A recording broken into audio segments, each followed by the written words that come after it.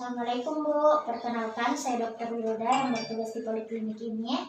Saya catat dulu data tadi, betul dengan Ibu Nurul? Iya dok. Usianya berapa Bu? 20 tahun dok. Pekerjaan tak apa Bu? Mahasiswa dok. Mahasiswa, tinggal di mana Ki? Abdesir dok. Oke, jadi TB Ibu mungkin saya akan melakukan pemeriksaan dengan jenis tanya jawab. Jadi akan saya tanyakan Ki beberapa pertanyaan yang mungkin Ibu harus jawab dengan sejujur-jujurnya karena ini untuk membantu menunjang apa hasil dari keluhannya Ibu. Nah, mungkin Ibu merasa khawatir karena itu bersifat rahasia, tapi akan saya jaga jika rahasianya Ibu tidak keluar dari ruangan ini. Bagaimana Ibu, bersedia Ki? Iya dok. Jadi kenapa Ki Ibu? Apa keluhan tak? Sakit telingaku dok. Sakit telinga tak sebelah mana itu? Sebelah kanan dok. Sebelah kanan. Jadi itu sakitnya tiba-tiba atau dari sedikit-sedikit dulu terus tiba-tiba sakit sekali? Tiba-tiba dok. Tiba-tiba itu sakitnya hilang timbul atau sakit terus? Hilang timbul dok. Timbul sejak kapan kita rasakan itu? 2 hari nih dok. 2 hari Iya. Ada nggak berdenging kita rasa? Tidak ada sih dok. Nggak ada jadi? Iya. Pernah keluar cairan sebelumnya? Enggak pernah sih dok. Nggak pernah jadi? Pendengaran tak iya kita rasa normal-normal aja atau memang kurang-kurang kita rasa kalau mendengar? Iya terganggu dok. Terganggu jadi? Iya. Oke. Bagaimana selama ini kebiasaan tak kalau kita bersihkan telinga tak? Pakai tustel dok. Pakai tustel. Seberapa sering kita bersihkan telinga tak dalam sepekan? Ya, sering dok, setiap hari saya bersihkan. Oh, setiap hari Iya. Oke. Ini pas sakit telinga tak ada demam kita rasa? Enggak ada. Ada dok, pernah kak demam tapi sekali. Oh, kadang-kadang Iya. Kalau demam itu menggigil Iya dok ada. Gigil Pernah begini sebelumnya? Baru pertama. Kalinya ada riwayat alergi tak? Enggak alergi ada. tak? Pernah berobat sebelumnya sebelum ke sini? Baru pertama kali nih dok. Baru Iya. ada riwayat penyakit tak? Pernah sakit apa? Enggak ada sih dok. Ada jadi ada keluarga tak yang menderita hal yang sama? Saya saja dok. Tidak jadi? Iya. Oke. Jadi ibu ini kita rasakan sakit telinga sebelah kanan yang tiba-tiba dan hilang timbul dirasakan sejak 2 hari yang lalu. Tidak berdenging tidak pernah keluar cairan, tapi pendengarannya ibu ini berkurang. Sering tusuk telinga, kemudian ada demam kadang-kadang disertai dengan menggigil. Kemudian tidak pernah begini sebelumnya dari riwayat alergi. Belum pernah berobat sebelumnya dan tidak ada keluarga yang menderita hal yang sama. Mungkin ada yang mau kita tambahkan Ibu atau mau kita tanyakan? Cukup dok. Itu saja Iya. Oke, jadi dari hasil anamnesis ini Ibu mungkin sudah ada kemungkinan diagnosis yang bisa saya perkirakan. Tapi untuk meninjau kembali diagnosisnya Ibu perlu dilakukan pemeriksaan fisis. Nah di sini untuk pemeriksaan fisisnya mungkin Ibu akan merasa tidak nyaman, mungkin Ibu akan merasa khawatir, tapi Ibu tenang saja, saya akan melakukan secara profesional. Bagaimana Ibu, bersedia Jiki? Iya dok. Ya, Ibu mungkin bisa siap-siap, mungkin bisa dibuka jilbabnya di Ibu. Saya akan lakukan cuci tangan rutin terlebih dahulu. Iya dok. Nah di sini kita akan melakukan cuci tangan rutin dan menggunakan handscoon.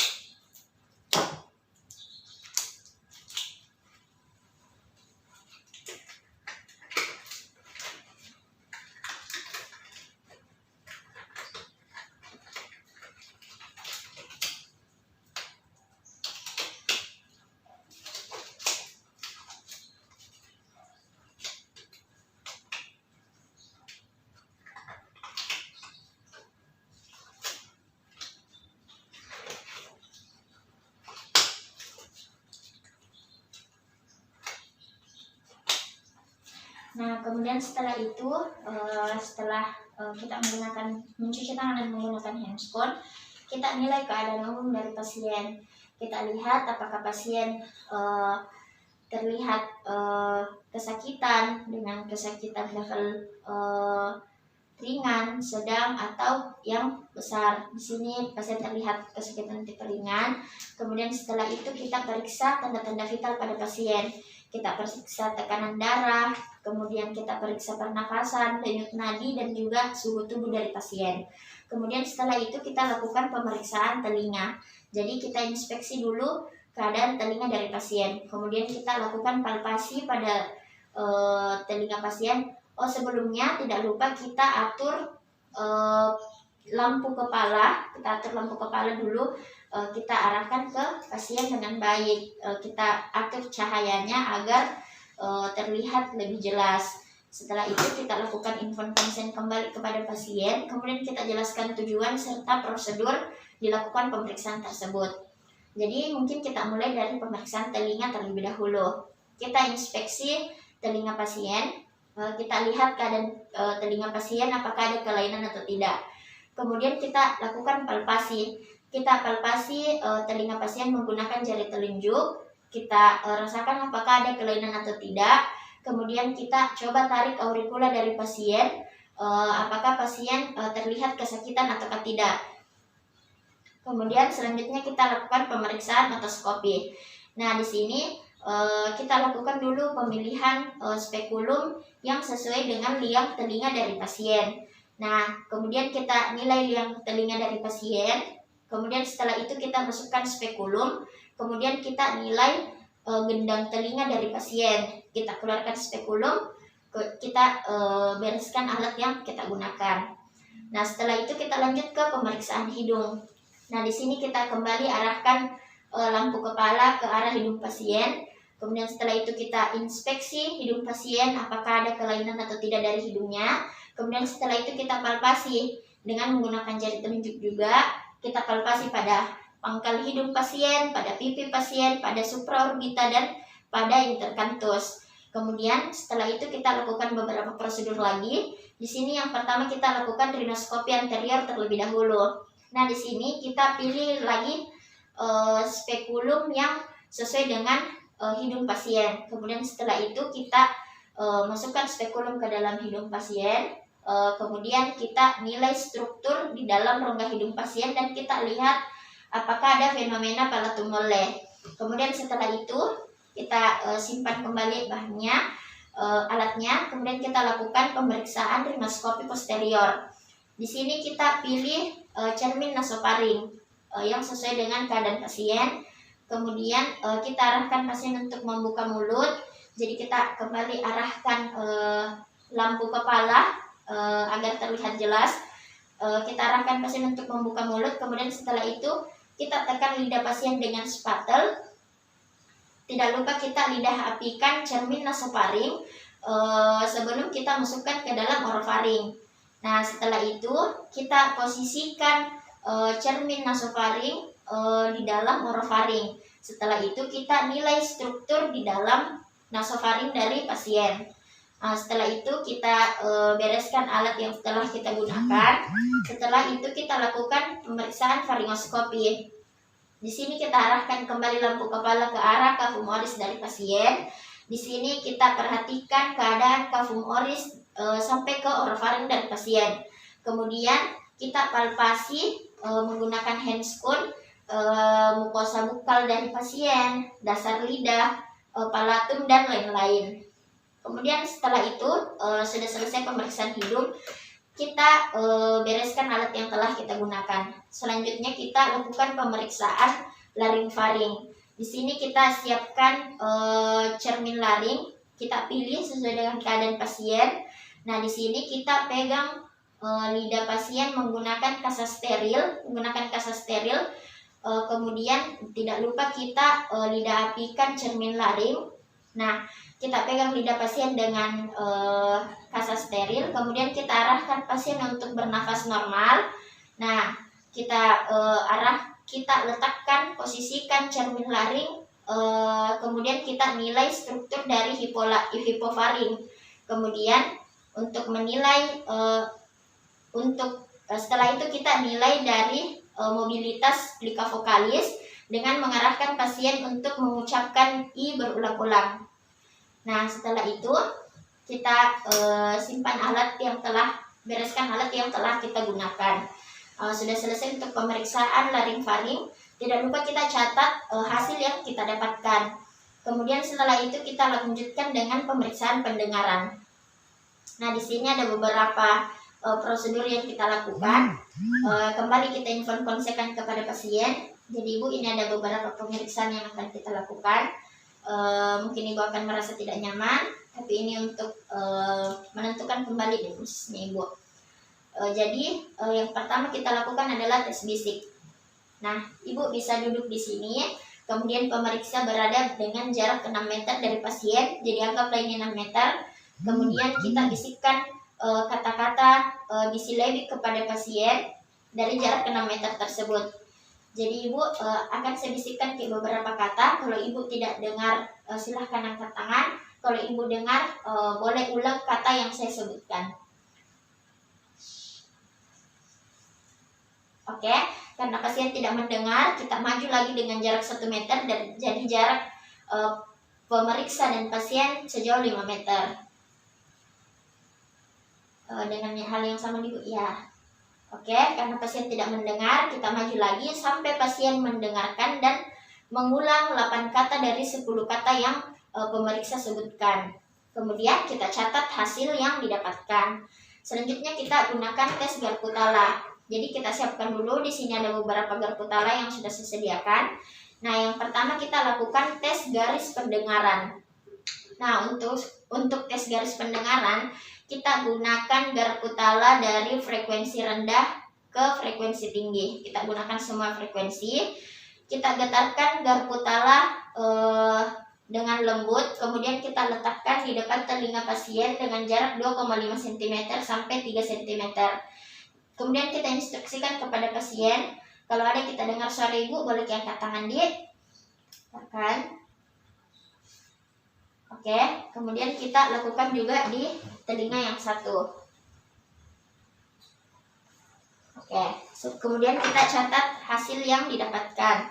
Kemudian kita coba lagi dengan frekuensi yang lebih tinggi dengan cara yang sama.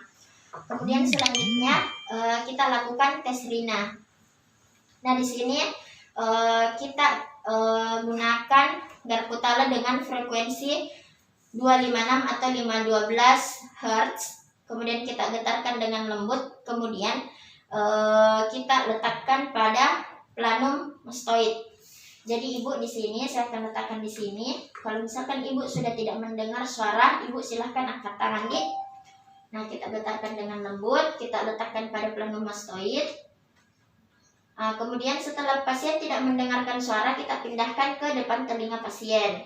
Nah, kemudian setelah itu kita catat hasil yang didapatkan. Setelah itu kita lakukan tes Weber dengan Garputala frekuensi 256 atau 512 Hz. Kita getarkan dengan lembut juga. Kemudian kita letakkan pada dahi atau vertex dari pasien. Jadi tabe Ibu, di mana yang lebih besar suaranya kita dengar, di telinga kanan atau telinga kiri, Tak? Kiri dong. Oke, setelah itu kita catat hasil yang kita dapatkan. Selanjutnya kita lakukan tes wabah. Di sini dengan Garputala frekuensi 256 atau 512 Hz, kita getarkan lagi dengan lembut. Kemudian kita letakkan pada planum mastoid dari pasien. Tapi Ibu, kalau sudah berhenti kita dengar suara, angkat tangan kiri. Kemudian kita letakkan pada planum mastoid dari pemeriksa. Kemudian kita catat hasil yang kita dapatkan. Kita lakukan hal tersebut pada kedua telinga dari pasien. Selanjutnya kita lakukan tes Bing. Nah, di sini dengan Garputala frekuensi 256 atau 512 Hz, kita getarkan dengan lembut. Kemudian kita letakkan pada planum mastoid dari pasien. Ya, kita tutup telinga, tak coba Ibu. Oke, dibuka lagi Bu. Di mana lebih jelas kita dengar, saat tutup telinga atau saat terbuka? Saat buka dok. Oke, kemudian kita catat hasil yang didapatkan. Nah, sudah selesai untuk pemeriksaan pendengaran. Kita bereskan kembali alat yang telah kita gunakan. Selanjutnya adalah pemeriksaan keseimbangan. Nah, di sini kita informasikan kembali ke pasien tentang tujuan dan prosedur dari pemeriksaan keseimbangan. Jadi yang pertama kita lakukan adalah tes head shake nystagmus. Di sini kita arahkan pasien untuk menundukkan kepala 30 derajat, kemudian kita goyangkan kepala pasien dengan cepat. Kemudian kita catat hasil yang telah kita dapatkan. Selanjutnya ialah tes dynamic visual acuity. Nah, di sini acuity. Di sini kita gunakan Snellen eye seperti pada tes pemeriksaan mata. Di sini kita arahkan pasien untuk melihat Snellen eye dan kita catat sampai mana pasien bisa membaca huruf dari Snellen eye. Kemudian dengan cara yang sama pada tes head shake, dengan kita goyangkan kepala pasien dengan kecepatan 2 Hz.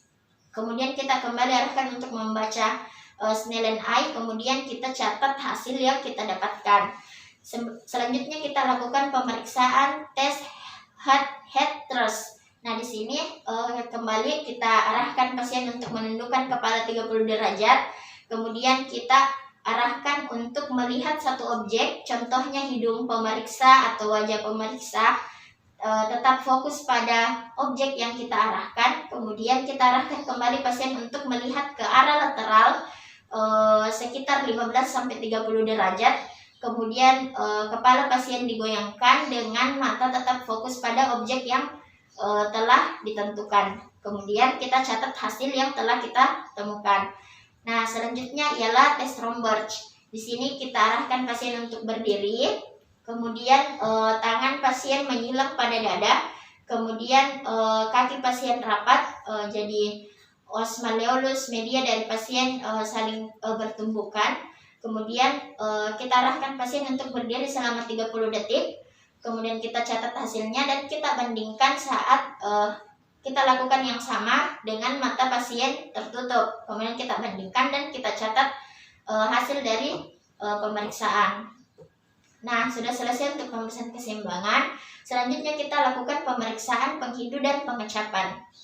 Nah, di sini akan saya siapkan beberapa alat untuk tes penghidu dan tes pengecapan. Jadi yang pertama mungkin tes penghidu.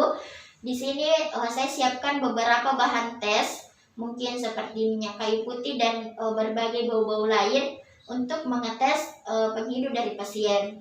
Jadi di sini Ibu bisa kita tutup mata tak. Mungkin buka dulu masker tak Ibu. Oke, tutup mata tak. Terus tutup hidung tak sebelah kanan dulu Ibu.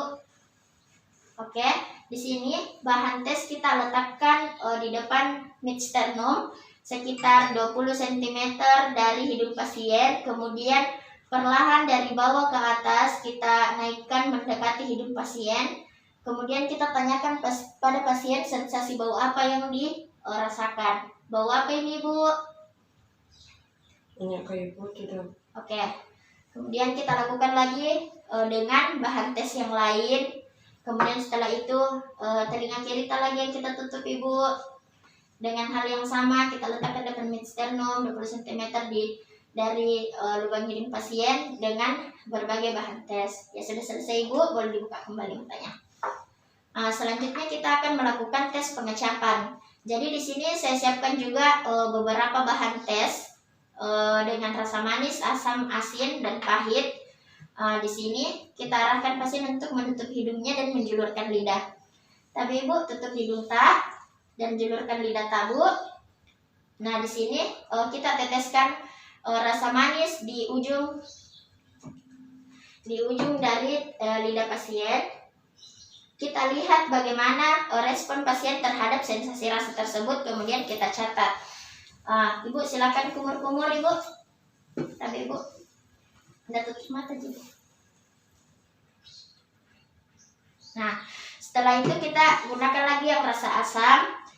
Tutup lagi hidung tak Ibu, julurkan lidah tak. kita teteskan pada tepi lidah dan tepi lidah. Nah, kita lihat sensasi dari pasien, kemudian kita catat. Ya, bisa kumur-kumur lagi Ibu. Kemudian untuk rasa asin, kita dengan hal yang sama kita teteskan pada tepi lidah dan ujung lidah dari pasien. Nah, setelah itu kita catat sensasi dari pasien. Kemudian kumur-kumur lagi Ibu.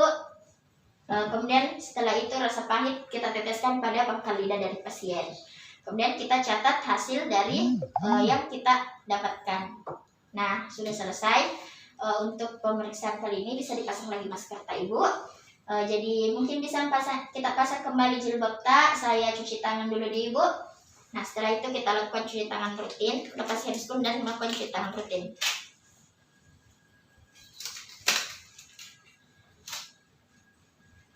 Nah, kemudian setelah itu kita sampaikan kepada pasien apa hasil yang kita dapatkan.